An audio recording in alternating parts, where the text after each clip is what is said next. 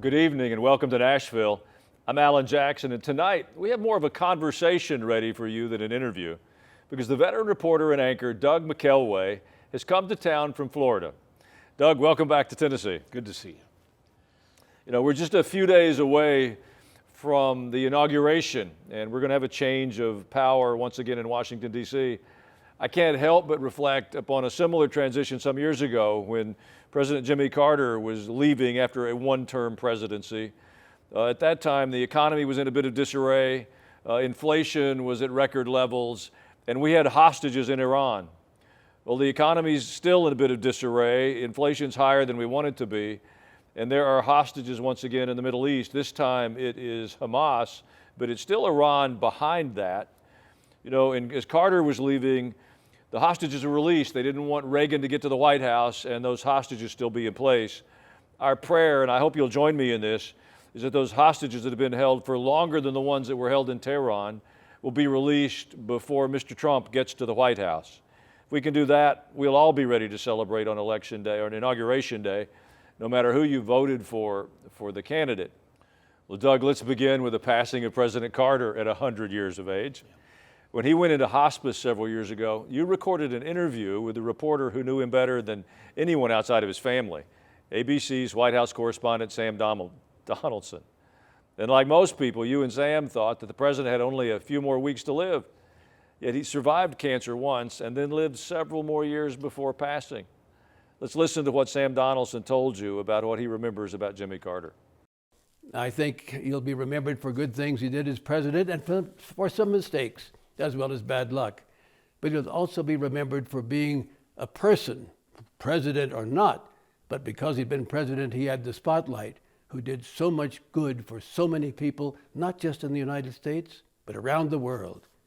Jimmy Carter, in his post-presidency, has not been equaled since, I think, and may never be, as a president who then uses his time after leaving office, not just to play golf, and not to do a few humanitarian things, but to work very hard for world peace, for destroying disease elsewhere, as he has done in Africa and other places, for building houses for Habitat Humanity with a hammer and nails, with his wife helping out.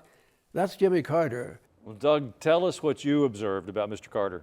Well, I remember it so well because his presidency coincided with my first job in television news in Washington. I had been hunting around for jobs and knocked on a door at the Group W Westinghouse Bureau, and I asked the receptionist, I'm looking for an entry-level job. And she said, we have none. And I said, oh, I'm sorry. And I turned around, and a reporter walked in and with a tripod on her shoulder, and she said, did I hear you say you're looking for a job? I said, yes. Well, she said, if you want to schlep this stuff around for us, you're hired. That was my first job in television news, and I got to go to the White House on many occasions it was the last year of the Carter presidency, to the briefing room where I see people like Sam Donaldson sitting in the front row. And I thought initially, when Sam would fire these questions off one after the other, that this guy's a jerk. He's so impolite. Over the years, I came to realize, no, he's just doing his job. He's got to do that. And I wish more reporters would have done it during the Biden presidency. But Jimmy Carter, in some respects, during his presidency, was a tragic figure. He did try to micromanage things in the strangest way. And I think while he tried to be every man as president of the United States, there's a quality to being president which should prevent one from indulging that too much. Every man is nice to a certain extent, but there's a certain magisterialness about a presidency that presidents should uphold, and I think Jimmy Carter would have salvaged a better presidency had he understood that at an earlier stage. Of course, there were many, many other factors. As you said, the Iranian hostage situation was just a disaster, an ongoing disaster that plagued his presidency. But what I most remember about his presidency was the gasoline shortage and the gasoline crisis, which a lot of people are too young to remember today. But to get gas, you had to show up at the gas station on either odd or even days, depending on what your license plate was. You could go on even days if you had an even numbered license plate.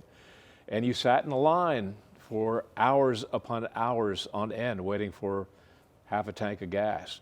It was disastrous. It was the undoing of his presidency. I remember, I also, just prior to having gotten that first TV news job, I had been working as a consultant to the Department of Energy during the Carter administration on how to conserve energy in the federal government.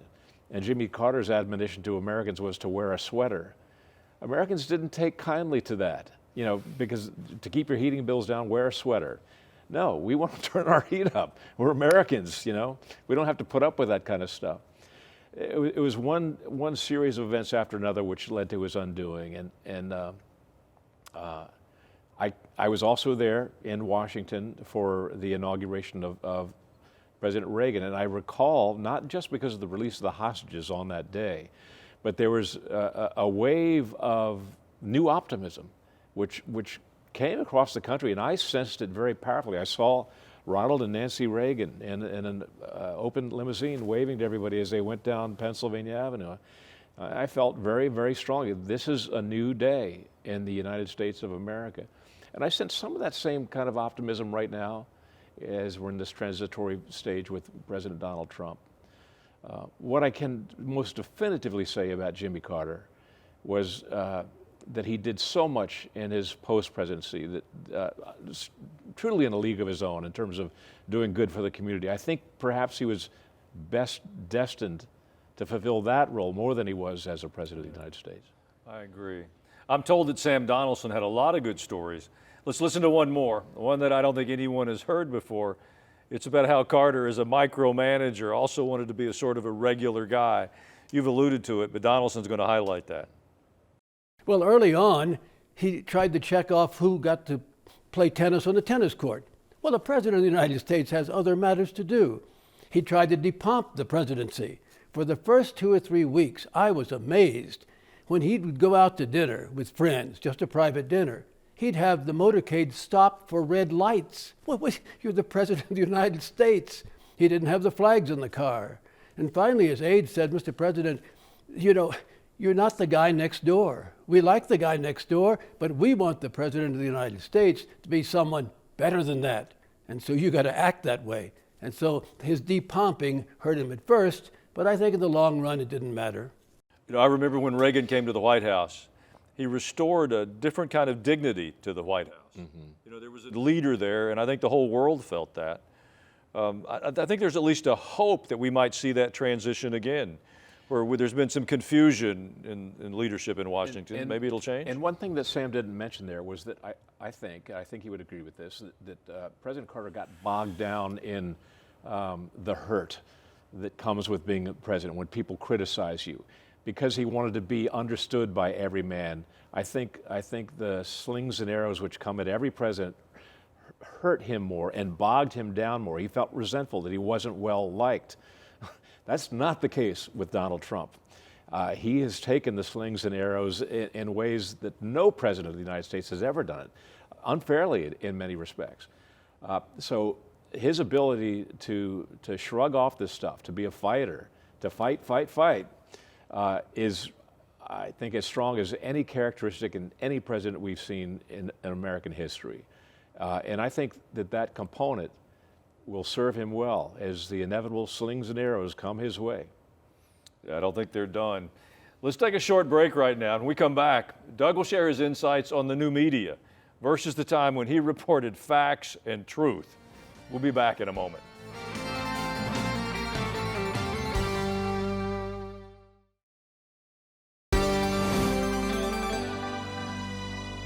We're back now with a veteran reporter and anchor, Doug McKelway. Doug, we've talked a bit about the changes in the media that's taking place. I was at a conference recently, and there were tens of thousands of people there, and they had a whole media row.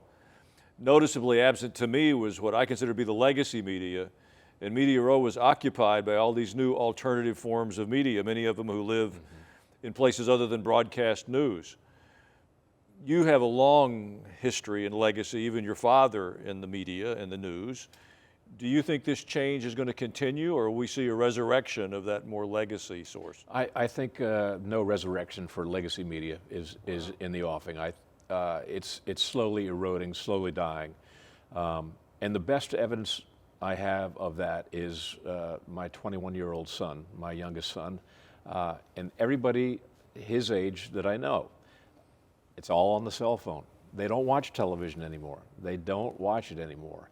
And there's this sort of contrary component of news consumption, which is interesting to me, because on the legacy media, you see shorter and shorter sound bites, you see shorter stories, because they think people don't have the attention span anymore. There's too much information out there.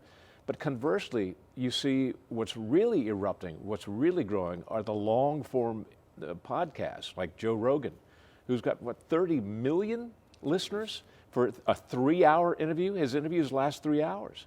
And young people are tapping into that sort of stuff.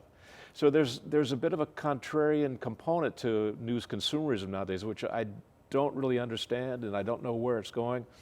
But because young people get their news from their cell phone, they don't get it from the big screen TV. I think the legacy media is dying it's very slow, and there'll be times when it's resurrected a little bit, but the trend line is downward, downward, downward. Yeah. You've given me new hope. Maybe the younger people want longer sermons from me. There you go. I'm way below 3 hours. Some portion of the media has been publicly admitting that they should have paid more attention to Biden's health the past 4 years. Do you think they truly didn't know and were afraid to report anything bad on Biden? Maybe they were going to help Trump if they did that. Why would they be silent? It's so hard to decipher. The most logical explanation I can offer is that people want to please the boss. They want the pay raise. They want more exposure. They want the better job. They want the main anchor job when it comes to the TV folks. How do you get that?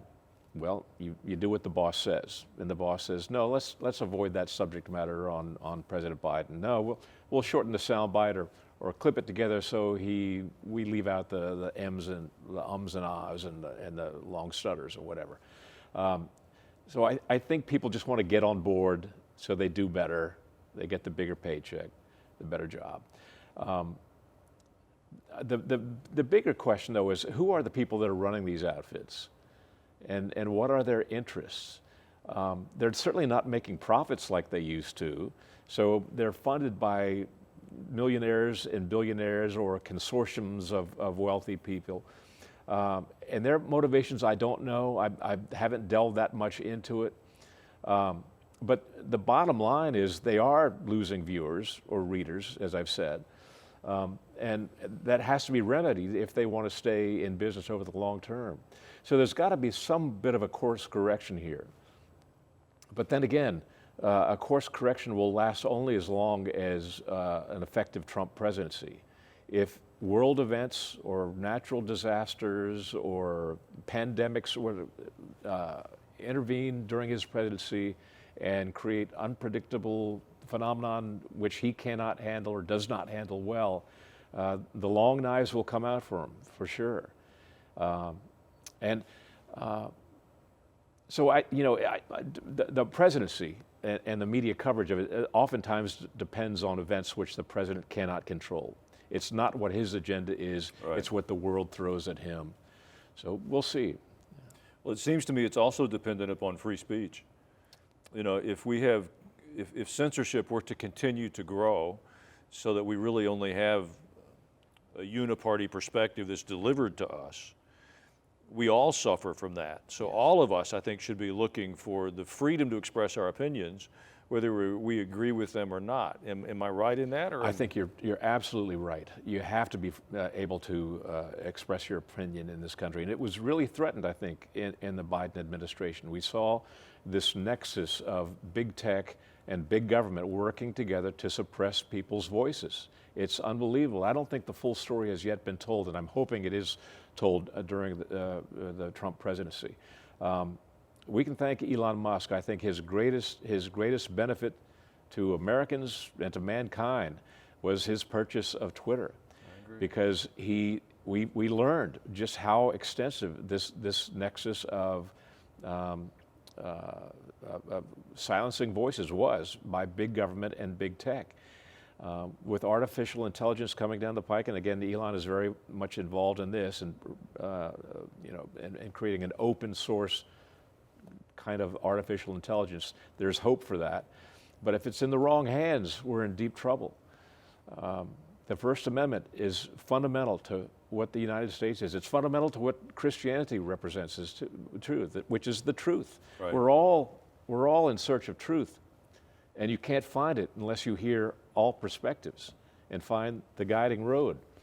But I think what happened during the Biden administration with the suppression of free speech is an outrage, truly an outrage, and I think it's largely been corrected. Trump is very sensitive to criticism, as we know, and whether he tries to do this from the opposite political perspective, as Biden did from the left, I hope Trump does not do from the right, but I think he's aware of the damage it caused to the Biden administration and won't embark down that path. Well, let me ask one question real quickly. You've alluded already to kind of the chaos as a way of opposing Trump. You've got a lot of experience. Do you have any predictions for the new year? Predictions for the new year. I'm going to put on about 10 more pounds, I think. Well, you can have mine too then, if that's the prediction. Thanks for coming to visit us, Doug. Hope you'll come back in the new year. Okay, thank you. Really appreciate it. Well, in a moment, a word of hope as we start our new year. I'll be right back.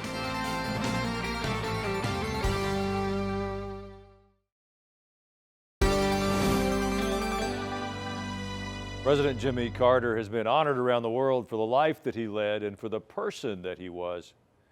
You know, he reminds us of perhaps a kinder and gentler time in our own history. My question to you today is, what kind of legacy are you going to leave behind? Well, I want to encourage you to think about that in terms more than a financial heritage for your children or your grandchildren, but to think of your life in terms of biblical perspectives. One of the ways you can do that is your favorite heroes from the Bible. You can pick your own. You don't need me to define them to you. I would submit to you that we need the wisdom of God's people illustrated in every generation in order to face the challenges that we have. We can celebrate King David and who he was, or Daniel and how he stood in the face of some rather oppressive regimes, or Esther and her willingness to stand up for the Jewish people when anti-Semitism seemed to hold all the power. But the real issue is that you and I have the courage to take a biblical worldview and live it out in the 21st century. That's my prayer for myself, and that's my prayer for you, that we will learn from our heroes and then have the courage to turn our faces to our culture and be people of faith. Psalm 71, 2 verses, 17 and 18, says, "Since my youth, God, you have taught me, and to this day I declare your marvelous deeds. Even when I'm old and gray, do not forsake me. My God, till I declare your power to the next generation, your mighty acts to all who are to come." Perhaps our legacy can be telling those generations who are coming behind us. And that's not about being old. Whatever age you are, there are people who look to you for your influence. Let's decide in this year to be men and women who use our voice, our influence, as advocates for a biblical worldview. I believe if we'll do that, it gives us far more reasons for hope than despair. Well, I'll be back with your emails in just a moment.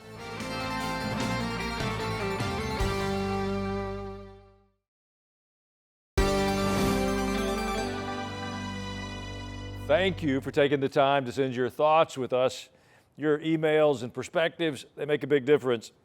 Shirley B. wrote, "With Democrats threatening to boycott the swearing in of Trump on the 20th of January, it seems to me that they're declaring to keep the nation divided instead of being a part of helping to heal our United States." Well, Shirley, it seems to me we have seen this drama before. When Mr. Trump was elected the first time, there was a great deal of noise about not supporting his election, that it wasn't legitimate.